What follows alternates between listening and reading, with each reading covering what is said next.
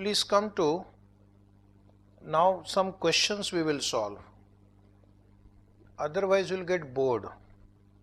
So, come to question number 1. Question number 1, you can see there. If the sale price of the open-ended fund per unit is 12.30 and the fund is sold with a front-end load of 5%, and the fund is sold with a front-end load of 5%, what is the NAV? What is the NAV? So what is given sale price? Rupees 12.30. What is given front end load? That is called entry load, and that is given 5%. And then they are asking you to find what is NAV. So try yourself. What is NAV? Try yourself. Now check the answer. The formula for calculating sale price is NAV plus entry load. NAV plus entry load. So the equation will be 12.30 equal to, let NAV be X and entry load will be 5% of X. Entry load is on NAV. Entry load is not on sale price.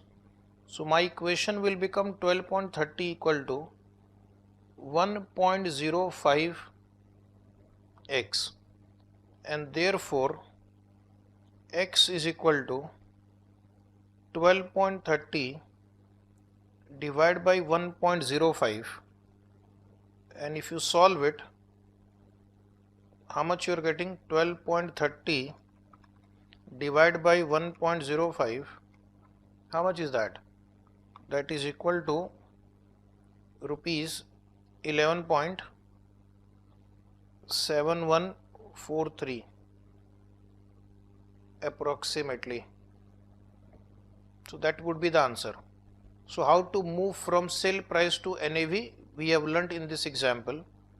Next is question number 2.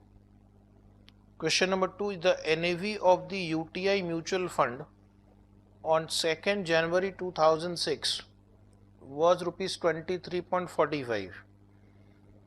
If the fund charged 2% as entry load and 0.25% as exit load, what are the sale and repurchase prices to the investor?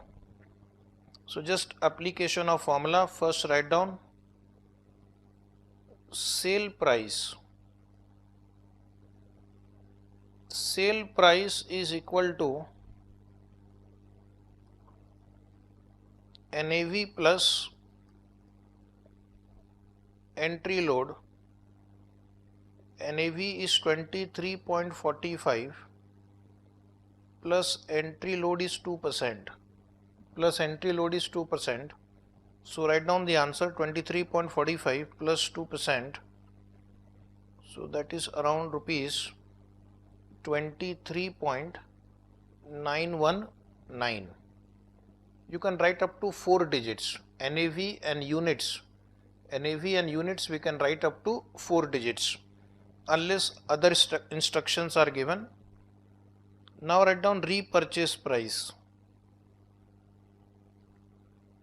Repurchase price equal to NAV minus exit load. 23.45 minus 0.25%. 23.45 minus 0.25% is how much? So final answer will be in rupees 23.394. 23.3914. You can write in 2, 3, 4 digits, no problem. Don't take tension. So this is your problem number 2. Now we'll solve problem number 3. The NAV of the bond fund is 30.7250. The fund charged 1.25% as entry load and 1% as exit load. If an investor wants to invest, if the investor wants to invest rupees 16,000 into this fund, if an investor wants to invest rupees 16,000 into this fund, what is the number of units he will get? First you will try 5 seconds. What is the number of units he will get?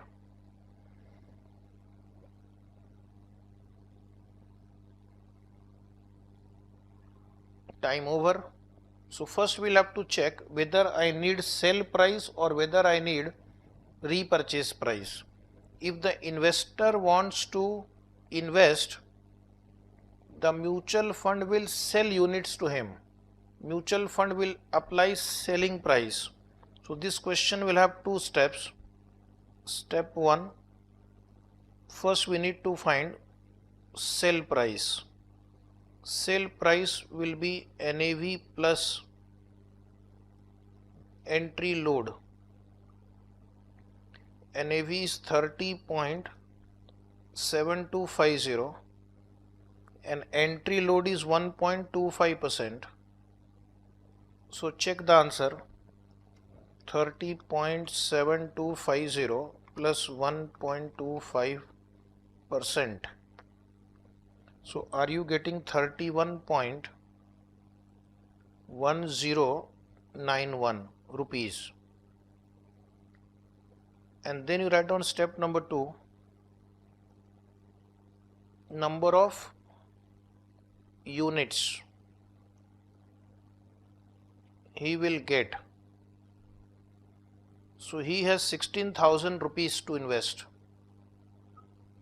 Mutual fund will sell him 1 unit for 31.1091.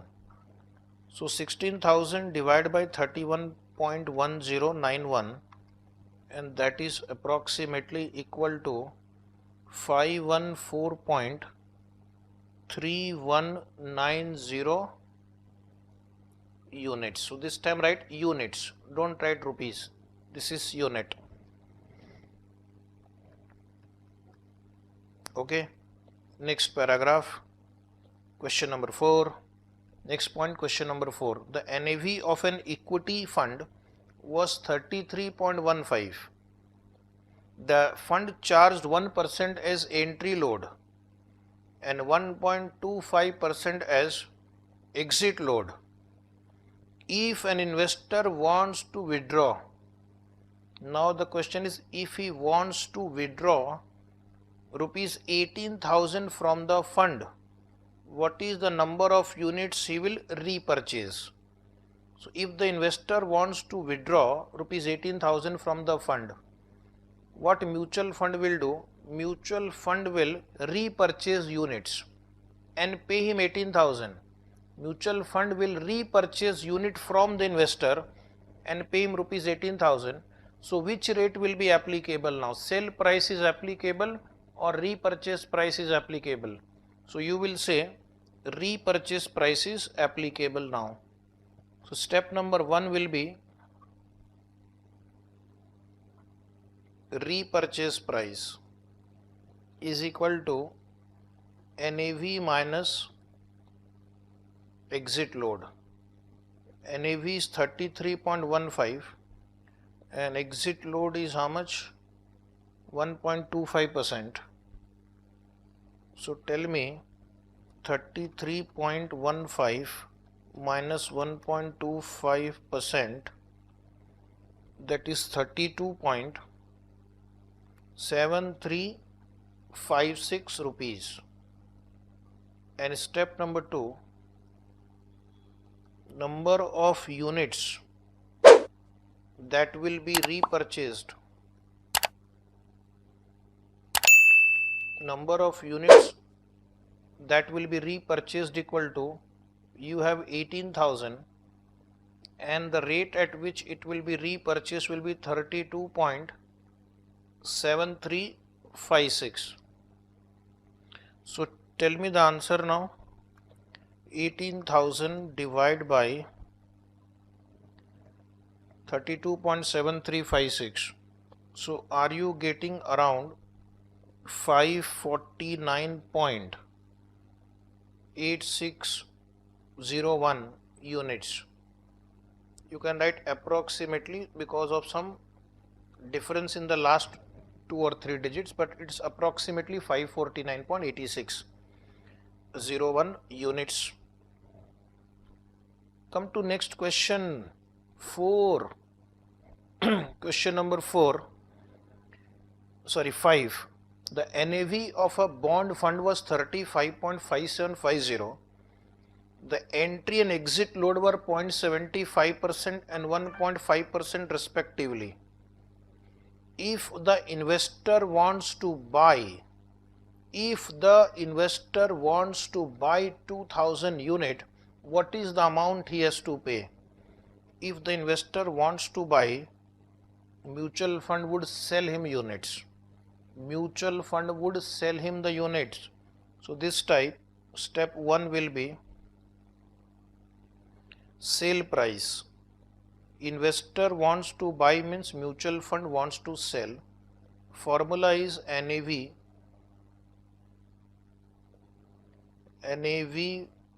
plus entry load. NAV is 35.5750 and entry load was 0.75%. So let me also check, you also check 35.5750 and plus 0.75%. So that is equal to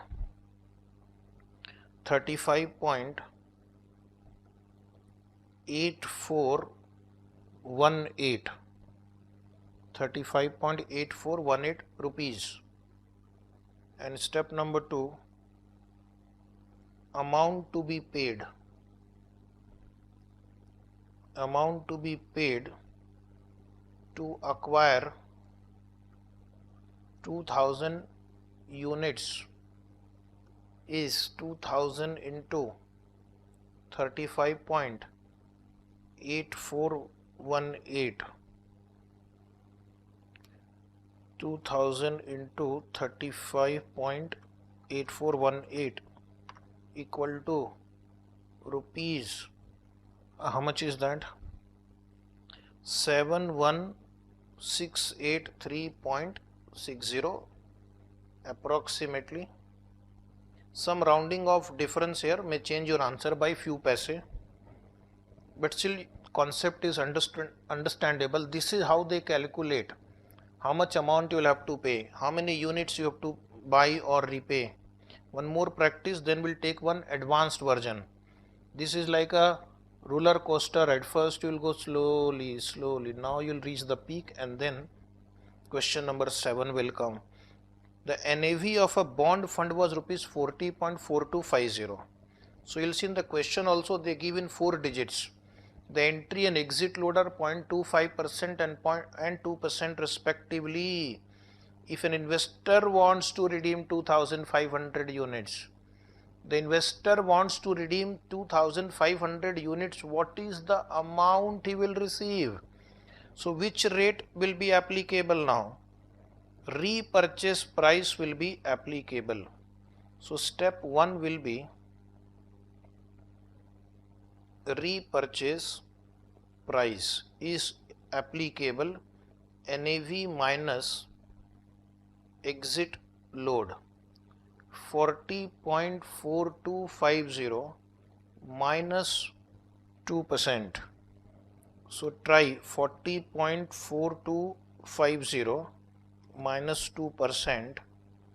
So that is equal to rupees 39.6165.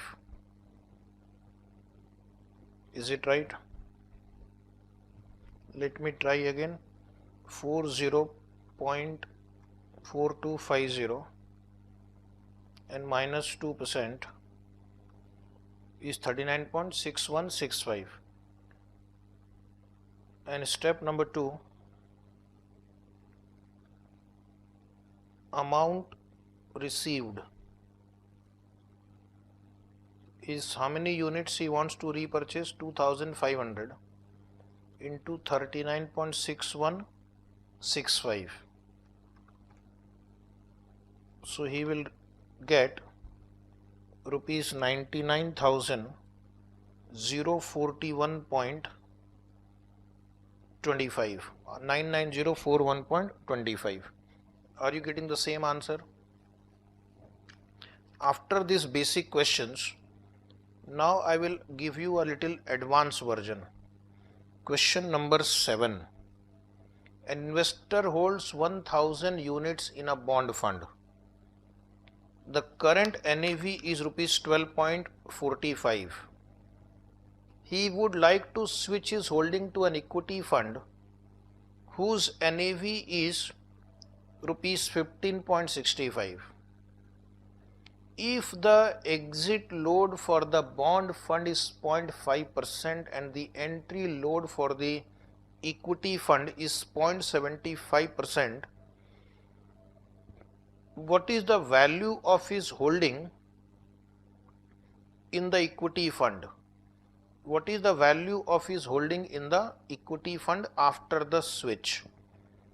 So first, this person was holding 1000 units in bond fund.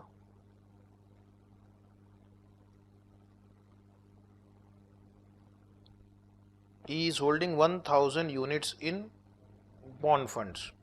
So what he will do? He will redeem and then invest in equity fund. So he wants to switch. This is called switch from bond funds to equity funds. And then the question is, what is the value of his equity fund after the switch? What is the value of his equity fund after the switch? So first he will have to sell these bonds, means you have to apply the repurchase price here. So one step will be to find out the repurchase price of bond funds. Then you will get amount received on redemption of bond fund.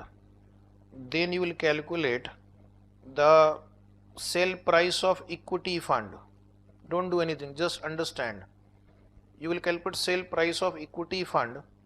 This amount that you will receive will be invested at sale price of equity fund. You will get the number of units of equity fund received, and number of units of equity fund multiplied by NAV of the equity fund, that is the value of his holding in the equity fund. So basically your answer will be number of units of equity fund into NAV of equity fund, and you have to now find out what is the number of units of equity fund.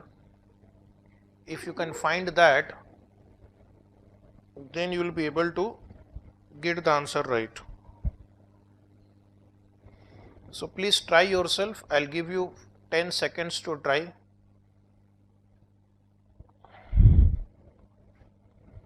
So try, see if you can do it.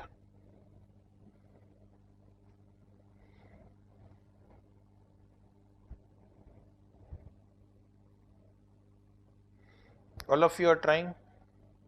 First find out the repurchase price of bond fund. Then calculate the amount you will receive on redemption of bond fund. Then find out the selling price of the equity fund. Then find out the number of units of equity fund you will receive, and then multiply by NAV of equity fund. That will give you the value of equity fund. So 5 seconds more.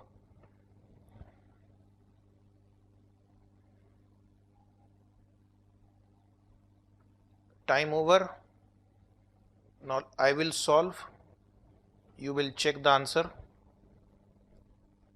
Everything you can do on your calculator also. The purpose is student must learn. So write down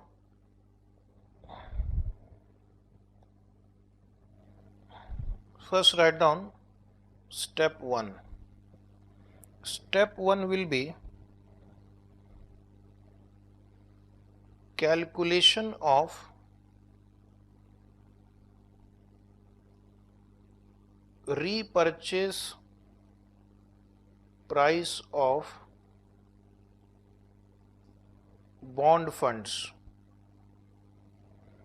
Calculation of repurchase price of bond fund is equal to NAV minus exit load. How much is the NAV given? 12.45. And how much is the exit load for bond fund? 0.5%. So take your calculator, 12.45 minus 0.5%.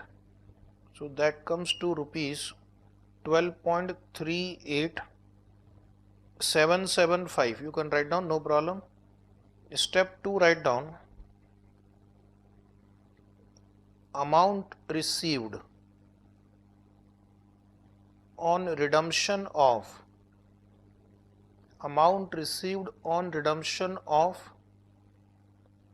bond funds.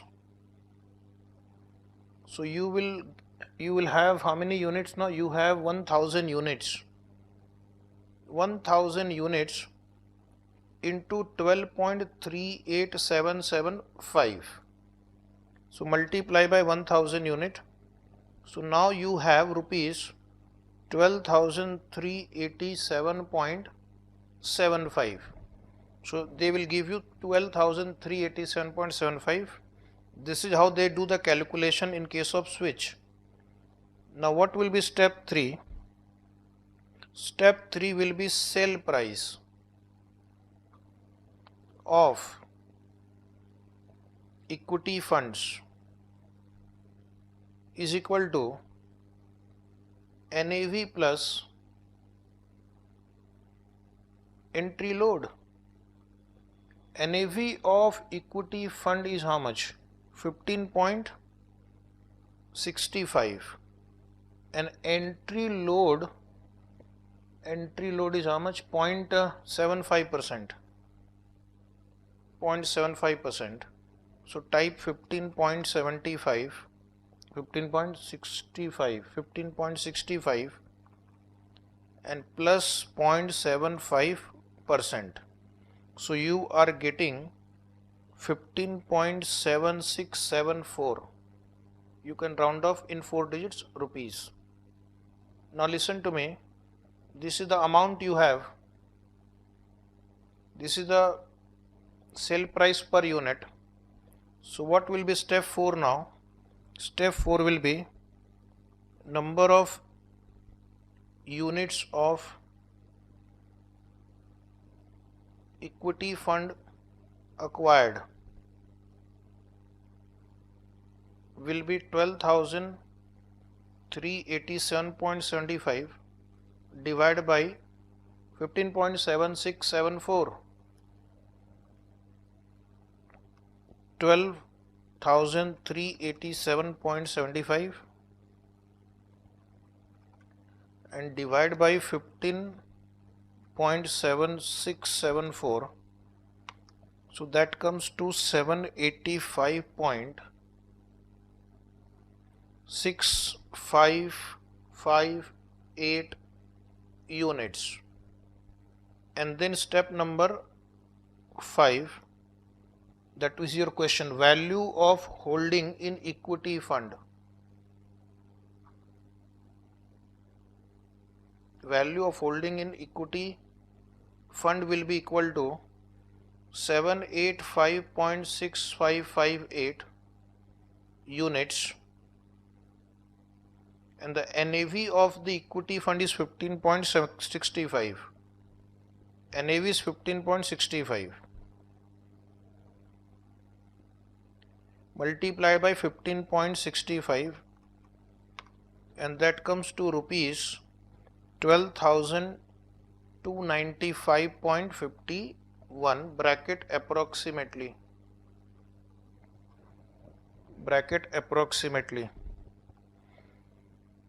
So this is how you will solve the problems of entry load, exit load, switch. Now we'll come back to various mutual fund schemes. Come to mutual fund schemes again. Now the next way of classification is based on investment objective. So first our objective would be growth in the value of our investment, capital appreciation. Investor is looking for capital appreciation, growth in the value of his fund. So to satisfy such investor, there are growth funds. Growth fund offers capital appreciation. Growth fund offers capital appreciation as well as a variable dividend opportunity to the investor. So good for which kind of investor? Good for investors who are willing to take risk. Good for investors who are willing to take risk and who can invest for a longer term.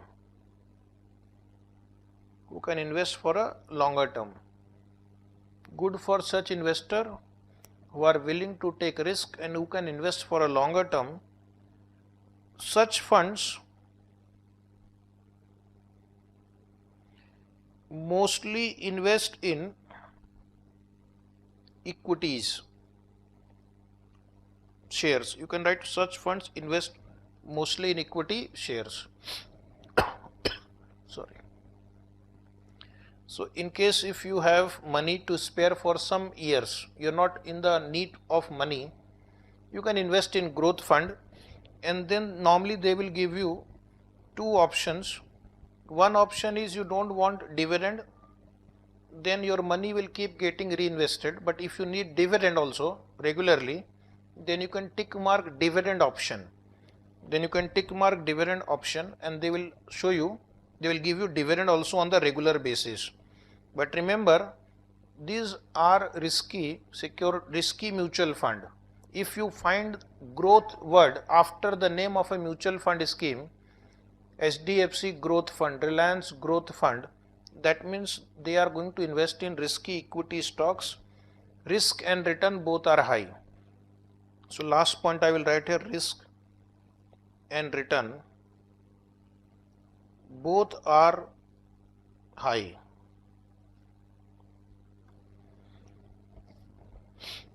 Now come to income funds. Income funds are the funds which usually invest in debt securities. So underline this line, it's already printed in your book. So they invest mostly in debt funds. They are less risky.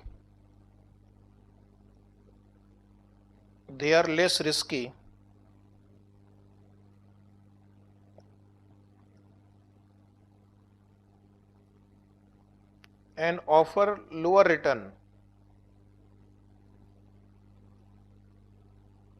because they themselves invest in instrument like bonds and debenture. So if they will earn less, they will pay less return to the investor. So good for which type of investor? Good for investors who don't want to take risk. So if a person has retired, he has no source of income, he has received pension, gratuity, PF, So now he can park his money in income funds, and this income funds will give him regular income. These income funds will give him regular income, and you can decide the period also when you want to receive income. So some of you can tick mark monthly income. So every month they will pay you dividend. You can tick mark quarterly income scheme. They will give you quarterly income. So according to your cash flow needs, you can choose the time when the dividend should be paid by these funds. So they are good for people who don't want to take high risk, happy with the lower return. And sometimes suppose you have surplus amount only for a given time period, surplus amount only for a small period, let's say 2 months or 3 months. So you can't take risk with that money. So better you park that money in the income fund. So one more point I will give you for parking temporary surplus. For parking temporary surplus, you know that you will require funds after 1 month, 2 months, 3 months. So you can't take chances with that money. You park in income funds, and this is a balanced fund. So this is good for investors who can take moderate risk. Why the risk is moderate? Because these mutual funds invest in equities and bonds both. So it has some advantage of growth fund, it has some advantage of income funds also. And this is a very popular scheme because most people will not like to take too much of risk by investing in growth fund, but at the same time they don't want to completely invest in income fund which gives you very lower return. So somewhere between the two you have balanced fund, and they invest in equities and bonds both. Like they may invest 60% in equity, 40% in bonds. So even if the equity market crashes, you will not lose all the value. Bonds will still be there. So they are very popular schemes with lot of investors. And the next one is ELSS, tax saving funds. If you invest in these schemes, you get tax deduction under the Income Tax Act. So this will be useful for your tax planning. So you have to see what is the current tax law, accordingly write a note. For example, you will say under section 80C, you can invest up to rupees 1,50,000 and get deduction. So directly it is deducted from your gross total income and you save taxes. So that is tax saving funds. You will invest in mutual fund. Where will mutual fund invest? Accordingly they are classified as investment types, and there can be many. We have written few examples here. Money market mutual funds. What are money market mutual funds? First of all, what is money market? Money market means a market for short-term securities. Money market is a market where short-term securities are traded, where the maturity of the security ranges from 1 day to 1 year. Example of money market securities are treasury bills, that is bill issued by the government, commercial paper, that is short-term debt instrument issued by reputed corporates, and certificate of deposit. So these are short-term deposits accepted by banks, certificate of deposits. They are short-term in nature. They are like FD, but the maturity period can be few days to few months up to 1 year. These are very safe instruments because these are debt instrument, maturity is also less, so the risk is very less. So who will park his money in money market funds? Those investors who don't want to take risk, those who want to invest their surplus money which they may require after some time. So instead of parking your money in saving account or current account, which pay zero interest or low interest, you can invest in this security and you can still get some return, okay, which may vary from say 4-5% to 7-8%, good enough. Then there is gilt funds. What are gilt funds? These invest in government securities with medium to long range maturity. Okay. If it is less than 1 year, it's already covered under money market funds. Maturity period is more than a year, and these have very low default risk. Very low default risk. Why? Because they invest mostly in government securities. Risk is low, returns are low. Risk is low, returns are low.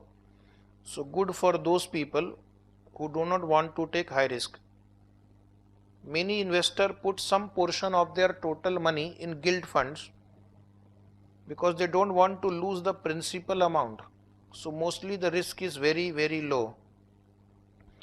And then there is a debt fund. Debt fund can invest in all types of debt security. Gilt fund are also debt fund, but they invest only in government securities. So they invest in debt funds, invest in debt security issued by government, private company, bank, financial institution and other entities such as infrastructure companies. So here also write down low risk, low reward, good for people who don't want to take risk, useful for parking short-term surplus, useful for parking short-term surplus money. So those investors who have temporary surplus or those who don't want to take risk, they can invest in either money market fund, gilt fund, debt fund. Now, if the investor wants to take risk, he can invest in equity funds. These are high risk, high reward mutual fund. Risk is high because they invest in equity. If the equity market crashes, the value of your mutual fund will also go down, NAV will go down, you will lose money. But if the equity market goes up, performs well, the value of your units will also rise. So high risk, high return, good for people who can invest in, who can take risk. Good for investors who can take risk, and good for investors who are long-term investors. If you can invest for a long-term horizon like 3 years, 5 years, 10 years, then in the long run it has been observed that they have given a very good return. Next is bond funds. Bond funds are such funds which invest in corporate bonds. Low risk, low return. And then there is an interesting fund called index fund. What are index funds? They invest in popular indices. Like for example, they invest in Sensex securities. So there is a plan or scheme called HDFC Sensex fund. So what these HDFC Sensex funds do? They invest in the 30 shares of Sensex. Sensex calculation is based only on 30 shares. Or there is an HDFC Nifty fund. So what they do? They invest in 50 shares which forms part of Nifty. What is good or bad about it? The good part is that the fund manager does not have to think about which security to be selected, because these 30 securities are already known. These 50 securities are already known. So that is why the word uses, they mimic the stock market. Copy, mimicry. Okay, they try to copy the stock market. So you as an investor you want to also invest in 50 shares, but you may not have so much of money. You want to invest in 50 shares of Nifty, but you don't have necessary funds. You can simply invest in HDFC Nifty fund. Your money will be invested in the shares of Nifty, and indirectly you are investing in Nifty. So if the Nifty or the stock market goes up, this portfolio value will also go up. If the Nifty stock market goes down, then your portfolio value will also come down. For the fund manager, the task of identifying securities is less. Okay, so these are low cost fund. Otherwise, there are a lot of research to be done to identify the securities. You have to hire analysts who will guide you which security you should buy, and those analysts charges a hefty fees. So you can simply invest in index funds. But of course, you have to decide when to buy, when to sell, in what proportion to buy and sell, and then you have to try to outperform the market. If Sensex has increased by 10% in a year, index funds should generate more than 10% return. Now come to liquid funds. Liquid funds are debt funds. They invest in securities with less than 1 year maturity. So they are like money market funds. They are very liquid, good for investors who have a very short time horizon. Like corporates have surplus money for say 3 days only. Why to keep it idle? Why not to invest in liquid funds, and why not to get some return out of it? So some companies like say Infosys may have 200 crore rupees surplus funds. Why to keep it idle? Invest in liquid funds and get some return. So very popular with investors who have temporary surplus, who don't want to take risk. Investment in liquid fund is basically to park your money to get some return, but without taking much of the risk. From the point of view of ownership classification, who is the sponsor? Who is the sponsor? Public sector mutual fund. The sponsor company is a public sector company. Like we have seen some time back, UTI mutual fund, SBI mutual fund. So these are the example of public sector mutual fund where the sponsor is a public sector company. Now the SEBI has allowed private sector companies to also launch their mutual fund schemes. So here the sponsor is a private sector company. Like this example I gave you, HDFC mutual fund, Reliance mutual fund, Tata mutual fund. Foreign mutual fund, here the sponsor is a foreign company. These funds raise money in India, operate from India, and invest in India. So you have to raise money in India and you also have to invest in India. So some names here are Franklin Templeton, Fidelity, DSP, BlackRock, like this. So if you want to learn more about mutual fund, there are so many websites which give you information about mutual funds. Then there are special funds. There are some special features about these funds. International fund. What is the special feature of an international fund? They raise money in India. They are located in India, raise money in India, and invest abroad. So this kind of scheme was launched for some investor who want to buy the shares of foreign companies, but they cannot do it directly. You want to buy shares of Facebook company. So what you do? You invest in international fund. This international fund will invest in the shares of Facebook company, Amazon, Google, Microsoft, okay, Dell, and whatever. So indirectly, your money gets invested in these international companies. So that is international fund. So this is an indirect way of investing in some top companies of the world. An offshore fund is opposite. They raise money abroad. They raise money abroad and they invest in India. Raise money globally to invest locally is their credo. And one very interesting is sector fund. Tick mark important. Nowadays they are very popular. Why they are called sector funds? They invest the entire money in a particular industry or a sector. That means they will not diversify into multiple sectors. And some of the popular ones are pharma funds, tech funds, utility funds. So what pharma fund will do? They will invest only in pharmaceutical companies.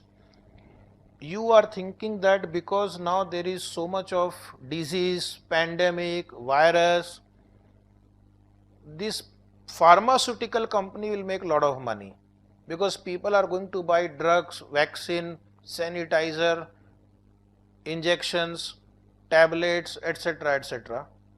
They will go to hospital. So in next few years we believe pharma companies will make huge profit. So you can invest in pharma funds. So they will invest in all pharma sector company like Sun Pharmaceutical,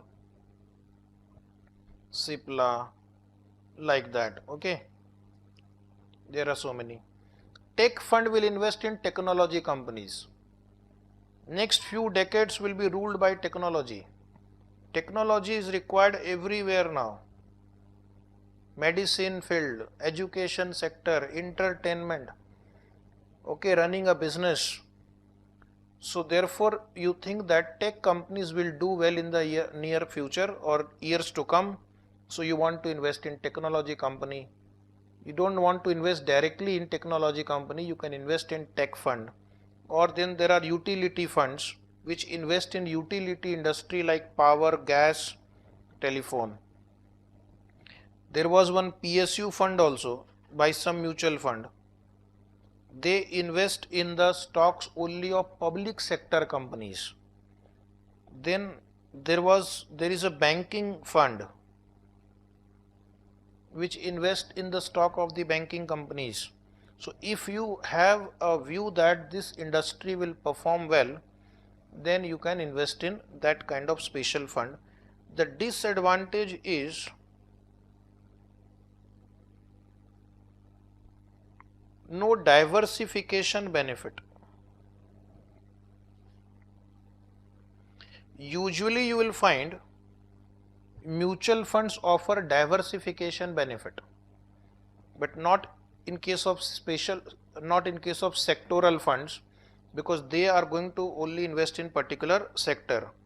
So if the banking sector goes up, all the shares will go up. If the banking sector does not do well, all of them are not going to perform well. And the last special fund you tick mark for exam purpose is sector funds. Funds of funds. So what is a fund of fund? A mutual fund which invest in other mutual fund scheme. You are the investor. You invest in mutual fund A, and this mutual fund will invest in mutual fund B, mutual fund C, mutual fund D. So that is called funds of funds. So this is a very special fund where a mutual fund is investing in other mutual funds. So why fund of funds were launched? First question is why mutual funds were launched. Mutual funds were launched because people did not have the expertise, the knowledge, the power to invest directly in the stock market directly, the inclination to invest in the stock market directly. So government started with Unit Trust of India, and it told people that you don't worry, You invest in mutual fund and then they will take all the decision relating to investment. But then in the last 50 years, what has happened? The number of mutual fund houses have multiplied. So now we have more than around 45 mutual fund houses. We have more than 45 mutual fund houses, and one mutual fund house can have many schemes. A mutual fund house can have many schemes. Some of them can have 40 schemes, 50 schemes. The problem will be now, if there are 45 mutual fund house, UTI is one mutual fund house, SDFC is one mutual fund house, Kotak is one mutual fund house, and they have around 50 different schemes. So how many options I have to choose from? 45 into 50, I have to choose from 2250 different schemes. The solution was invest in mutual fund and then don't worry where they will invest. Now the problem is which mutual fund I should choose, whether I should choose this mutual fund or this or this. So somebody came with an idea. Now you don't worry about which mutual fund you have to choose. You invest in such a scheme which will choose further in which other mutual fund they have to invest. So one example is printed here, Kotak Flexi Fund. Kotak Flexi Fund. Fund of funds. So what you do as a homework today, if you are interested, you try to find out various types of funds, some practical example like which companies, then you find out the sector funds, you find out the names of few growth fund, income fund, debt fund, liquid fund. So this will create some interest in what is happening around you. So there are a lot of websites like moneycontrol.com. Some of you may have on your mobile phone also, which gives you continuous updates about share market and mutual funds. Then this body of mutual fund is called AMFI, Association of Mutual Fund of India. They also give you information about mutual funds. Now we are entering into the practical topics now. The theory part is okay, but most of the questions in the exam so far have been asked from practical part. We have only just done one small practical part, calculation of entry load, exit load, repurchase price, sell price. But in the exam now they are going to ask you different types of problems. First, today we will see calculation of NAV, that is net asset value. So you have to come to paragraph number 16. Paragraph number 16, NAV calculation. What is NAV? It is the amount which a unit holder will get if the mutual fund were wound up today. If I sell all the asset, if I sell all the assets, if I pay all the liabilities, and I distribute this amount, which is called net asset, over the total number of outstanding units. If I distribute this amount over the number of units outstanding, how much each unit will get, how much the holder for, how much one unit will get, how much amount you will get per unit is called NAV. To make your understanding simple, suppose the value of the assets of this is 10 lakh and there may be some 20,000 liabilities like fees payable to the fund manager, divide by number of units 1 lakh. So the value of your assets is 10 lakh. Type 10 lakh on calculator minus there may be some accrued liabilities, some salary payable or fees payable, and then divide by number of outstanding unit 1 lakh. so that you are getting 9.80. This is NAV. As simple as this. Sir, this we have done in our accounts also. In amalgamation chapter, absorption chapter, there also we used to do the same thing. Take the market value of assets minus liabilities payable, divide by number of units. That gives you net asset value per unit. And this is the rate at which you buy units, this is the rate at which you redeem units, subject to entry load and exit load. Point number 2, the NAV of a mutual fund scheme may be calculated by dividing the net asset by number of units of that scheme on the date of valuation. As you know, these mutual funds are required to calculate their NAV on a daily basis now. The investor subscription is treated as unit capital in the balance sheet of the fund, and the investments are made on their behalf are treated as asset.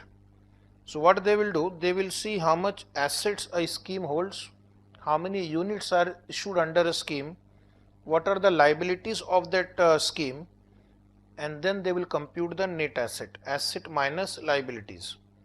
After computing asset minus liabilities, they will divide by number of units, they will get NAV. Then your question would be, how is net asset calculated? So they will make a list of the assets of that scheme. This is a mutual fund, so most of the assets are nothing but investment, market value of investment. Plus there may be some receivable like interest receivable, dividend receivable. There can be some other accrued income like interest, dividend, or any other asset like cash in hand, because not everything is invested, some cash in hand, some cash at bank would be there, and minus any liability like accrued expense or other payables like fees payable or any other liability like expenditure payable. So that they will specify in the question. First you find out the assets of the scheme, add it, wherever possible take market value, wherever possible take market value, then identify the liabilities of the scheme, deduct the liability, you get net asset, divide by number of units outstanding, that will give you NAV. Okay.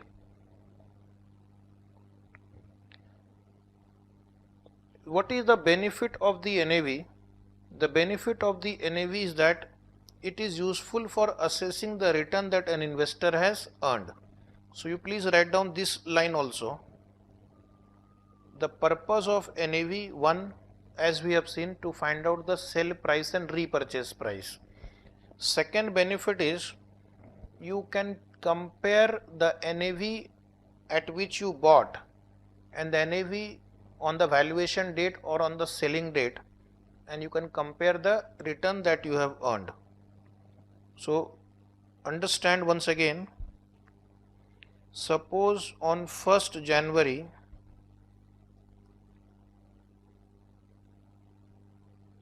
you bought units, NAV was 24, and suppose on 31st December the NAV was 28. No other details are available. So what is the rate of return? The rate of return will be 28 minus 24 divided by 24. So 4 divided by 24 into 100. So that comes to around 16.67%. So for example, in mutual funds like growth scheme, this way the returns are calculated. If no dividend was paid, this is how the return will be computed. If dividend is also received, then you will add the dividend also, no problem. NAV changes daily. NAV changes daily. Underline this, write down this also. NAV changes daily. Why? Because the value of the assets and liabilities also changes daily. NAV changes daily because the value of assets and liabilities changes daily. NAV today will not be NAV tomorrow or a day later. NAV today will not be the NAV tomorrow or day later. So every day NAV will change. So don't postpone your decision to buy or sell unit, because NAV may change. If the market price of the securities have gone up, tomorrow NAV will go up and you will have to buy the units at a higher rate. So NAV today will not be NAV tomorrow or day later. So now we'll first do some basic question on NAV calculation, right? Just be little aware what is happening around you. Use common sense. The purpose of NAV calculation is to know what is the amount per unit an investor will get if this scheme is closed today. Wherever possible, take market value. If not possible, take the book value. Like for example, for cash in hand, we can take book value. For unlisted company share price, unless something is given, one can take the cost at which it was acquired. So please come to one question on the next page, 8 number, a easy question to begin with. This was asked in RTP, but nowadays they don't ask such questions. Source of this question was RTP. Name of the scheme, mutual money fund, money plant. What a wonderful name, money plant.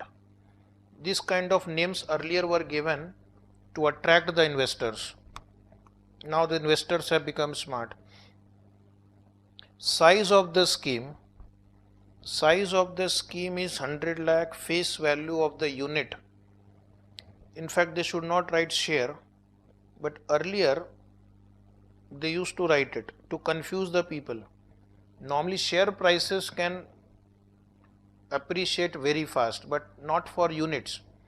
Units will have to invest in the share market, and then when the share market will appreciate, then units will appreciate. So avoid the use of the word share here. Number of outstanding unit 10 lakh. Market value of the fund's investment is rupees 180 lakh. Receivable rupees 1 lakh. Accrued income rupees 1 lakh. So these are my three assets. Liabilities 50,000, accrued expenses 50,000. So we have to first identify assets and liabilities, then take them at their market values. So already market value of investment is given. For other items we can just take them at their book values. Calculate the NAV per unit. Calculate the NAV per unit. So write down calculation of NAV per unit. Calculation of NAV per unit.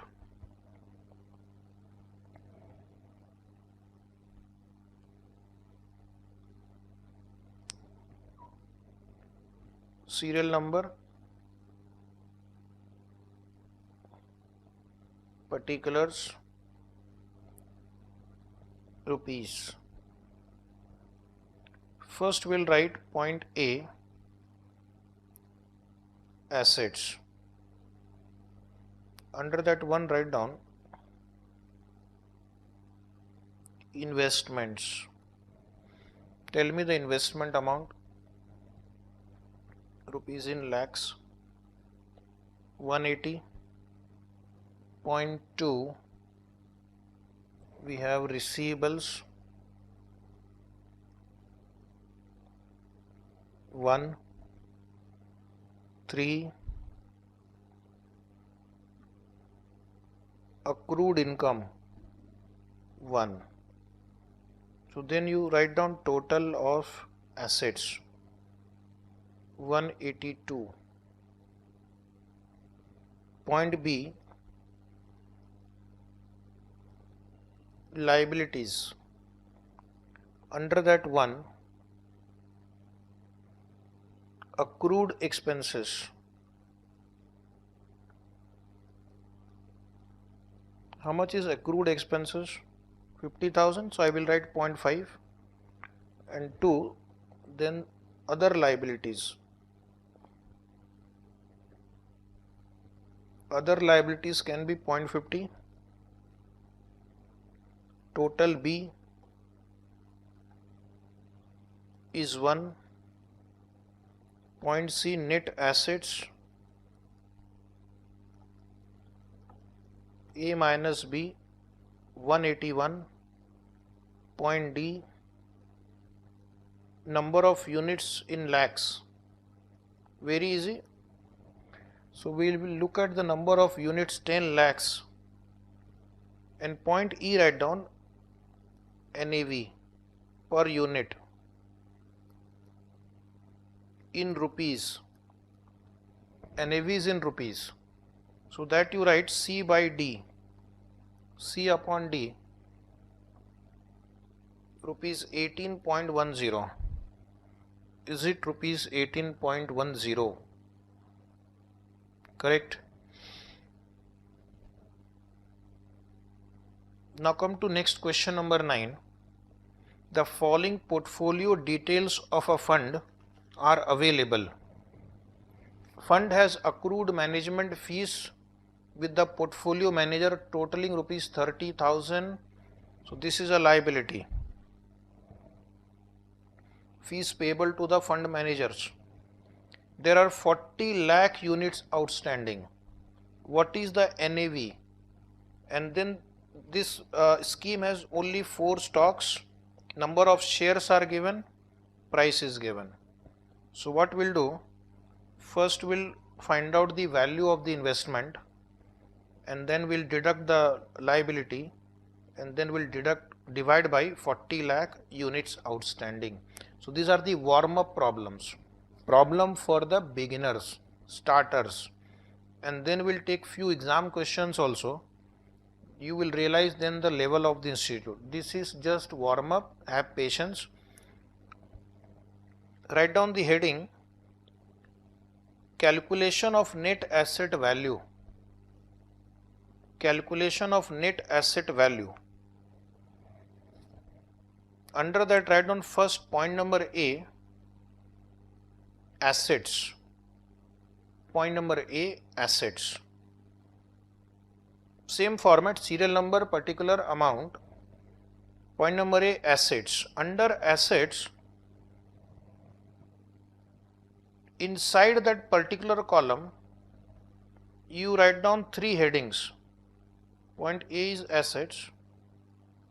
Under that, write down shares, number of share, price. Same format you can follow, no problem. A, B, C, D. Number of shares 2 lakh, 3 lakh, 4 lakh, 6 lakh. Price 35, 40, 20, 25. So what I'll do, I'll take my calculator and multiply 2 lakh into 35, 70 lakhs. 3 lakh into 40, without calculator, 1 crore 20 lakh. 4 lakh into 20 without calculator today, 80 lakh. 6 lakh into 25, 1 crore 50 lakh. And then take the total, it comes to 4 crore 20 lakhs. Point number B, write down liabilities. Under liability, you have accrued expense, that is fees payable. Fees payable to portfolio manager. Fees payable to portfolio manager. Fees payable to portfolio manager. How much is that given in the starting line? 30,000. So therefore net asset will be 4 crore, how much? 19 lakh 70,000. 4 crore 19 lakh 70,000. Point number D, write down number of units. Number of units is 40 lakh. Number of units 40 lakh. So now you take your calculator, 4 crore 19 lakh 70,000 divide by 40 lakhs. So that is 10.4925 rupees. C by D. 10.4925.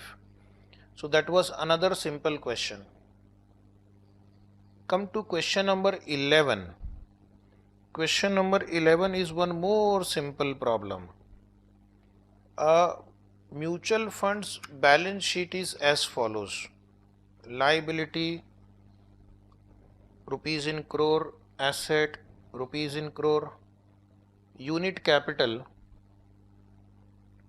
reserve and surplus, current liabilities.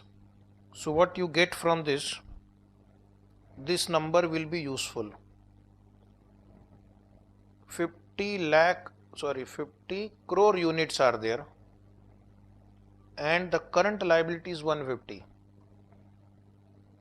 Then asset side we have equity share, debenture, money market instrument, other current asset. Total. Now the problem says if the value of the equity investment, means first one, moves up to 1200. Suppose its market value goes to 1200 and the debenture moves down to debenture. This is debenture, it moves down to 300 crore. What is the new NAV? New NAV means I have to find first old NAV also. So I will compute based on this data and based on revised data where equity share and debenture value will change. Do you agree? So whether you agree or not, write calculation of NAV. Calculation of NAV. 2 columns on the right side.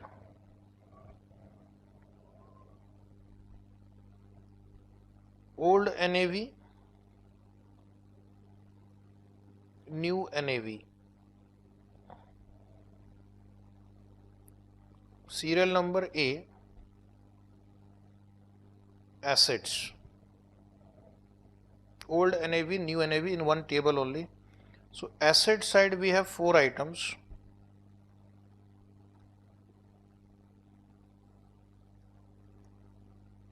Equity shares 900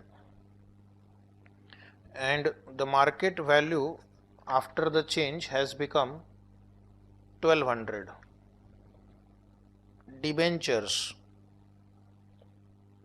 earlier it was 350, now it has become 300. Money market instrument 145 because question has not mentioned anything about money market. Now other current assets, other CA, don't write CA, current asset 105. Total of A. So what is the total of A? This one will be 1500 because I have not changed. Second one 1200 plus 300 plus 145 plus 105, 1750. Point B, write down liabilities.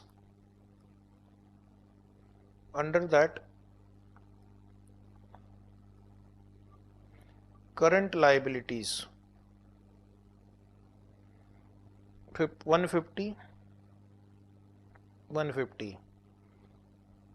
Point C, net assets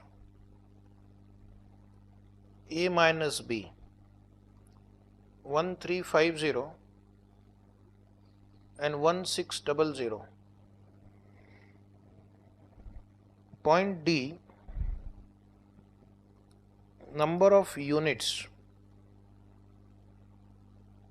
in crores, 50 crores, 50 crores.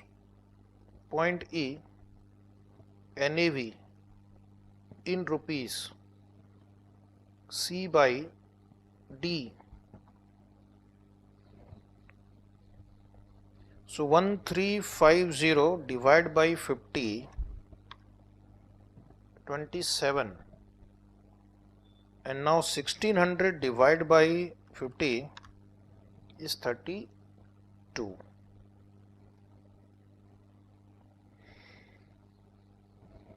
So this is the NAV.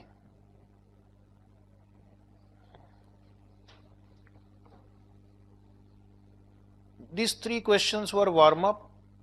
Warm up exercise is over. Match practice is over. Now we'll come to meet the institute from the near distance. Question number 10. May 2010 exam, repeated some more times. We'll take one repeat question also. So this type of question they are asking for anything from 4 to 8 marks.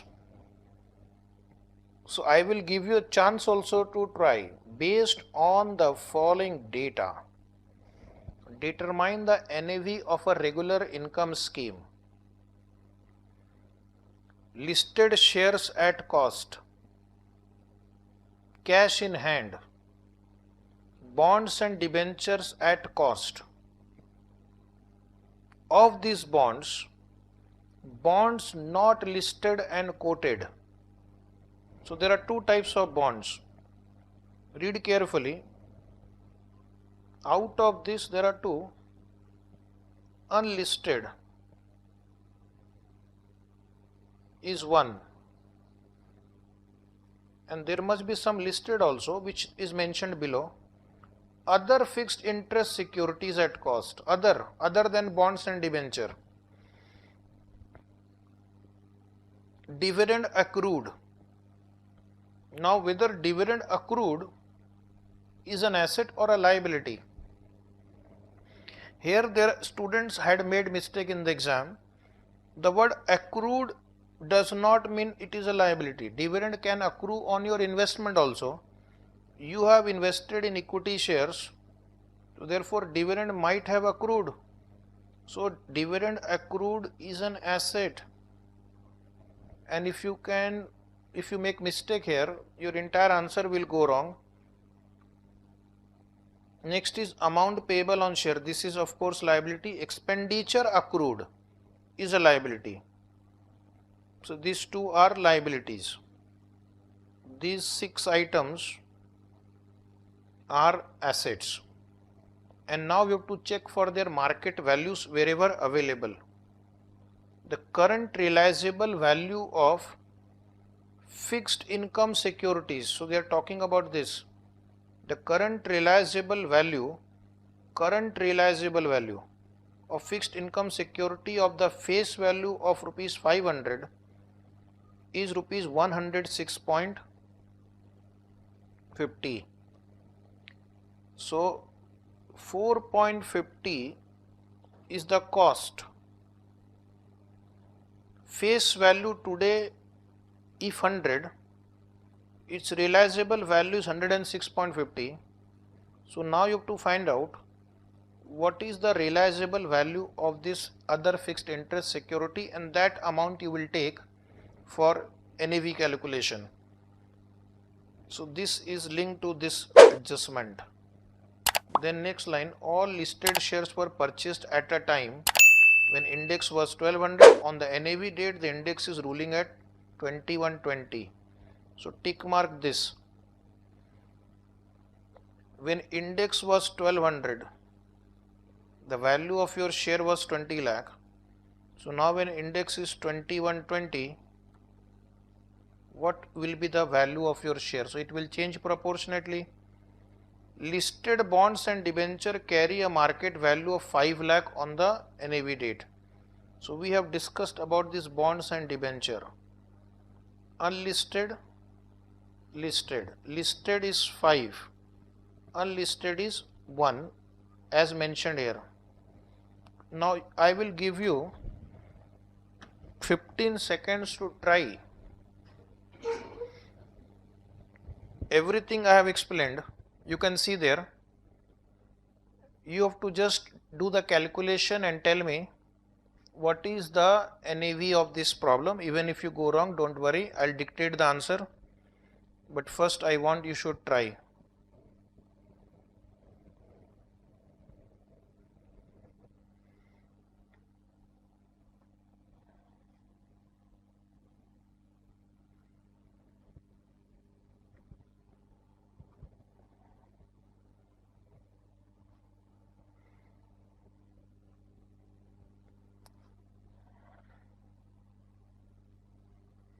Please try. I have told you there are 6 assets, 2 liabilities. Some items have been given market values or realizable value. Take that. Wherever not given, like cash in hand, take the book value. Are you trying? 5 seconds more. Then we'll check the answer. Okay. So be ready with your answer. I am going to check now.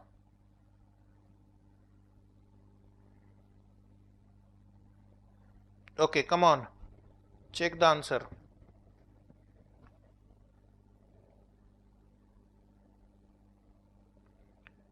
First you write down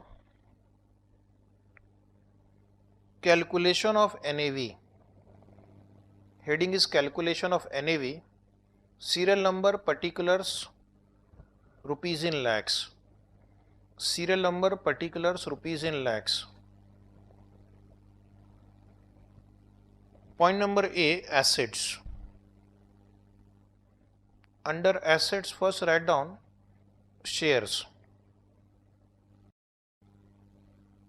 Calculation, write down in bracket 20 into 2120 divide by 1200, that is 35.33. 35.33. Question in front of you. Next item is cash. Nothing is mentioned. Take book value 1.23. Listed bonds. Bonds and debenture I will divide into 2 lines. Listed bonds and debenture, right? Listed bonds and debenture 5. Listed bonds and debenture 5. Unlisted bonds and debenture. Unlisted bonds and debenture 1. Other fixed interest securities. Other fixed interest securities, we have to take them at their realizable value. We have to take them at their realizable value. 4.50 into 1.60, 106.50 divide by 100. 4.50 into 106.50 divide by 100, and that is 4.7925. kindly check. 4.7925. Then dividend accrued also you will add. Dividend accrued is how much? Same figure, book value 0.80. Take total of these assets. Take total of these assets. Take total of these assets. Check how much you are getting. Are you getting 48.1558? Let me also check. Approximately check.